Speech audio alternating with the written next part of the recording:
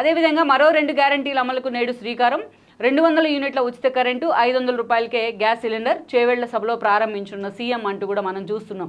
ఈ అంశాన్ని గత వారం రోజులుగా ప్రధాన దినపత్రికలన్నీ కూడా హైలైట్ చేస్తూ వస్తున్నాయి.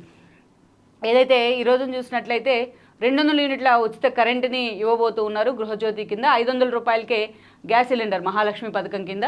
ఇక్కడ చూసినట్లయితే ప్రియాంక గాంధీ ఈ రోజున వీటిని దగ్గరుండి ఇనిషియేట్ చేయబోతున్నారు. దగ్గరుండి ఆవిడ చేతుల మీదుగా ఈ 2 పథకాలని చాలా ప్రిషియస్గా ప్రారంభం చేయబోతామంటూ కూడా కాంగ్రెస్ నేతలు ప్రకటిస్తూ వచ్చారు.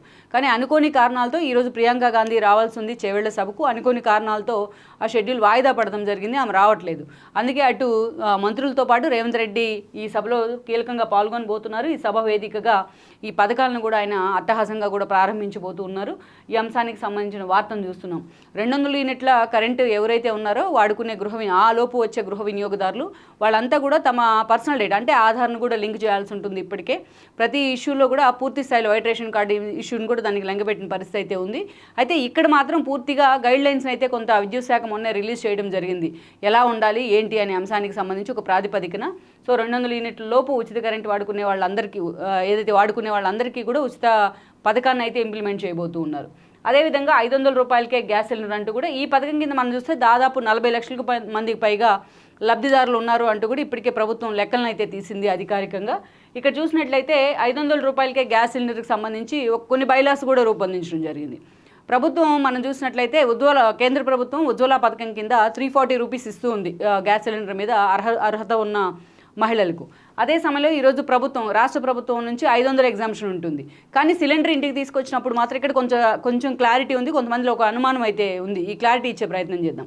సిలిండర్ ఇంటికి వచ్చినప్పుడు ఎవరైతే 500 రూపాయలకి సిలిండర్ సబ్సిడీ పొందిన వాళ్ళు, లబ్ధి పొందిన వాళ్ళు అర్హులైతే ఉన్నారో వాళ్ళు సిలిండర్కి ఆ పేమెంట్ ఇవ్వాల్సి ఉంటుంది సిలిండర్ తమ ఇంటికి వచ్చినప్పుడు.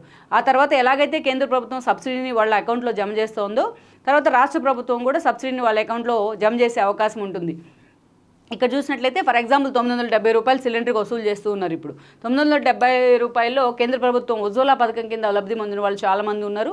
అంటే ఆల్మోస్ట్ 340 రూపీస్ మైనస్ అనుకోవాలి, వాళ్ళ అకౌంట్లో తర్వాత జమ అవుతుంది.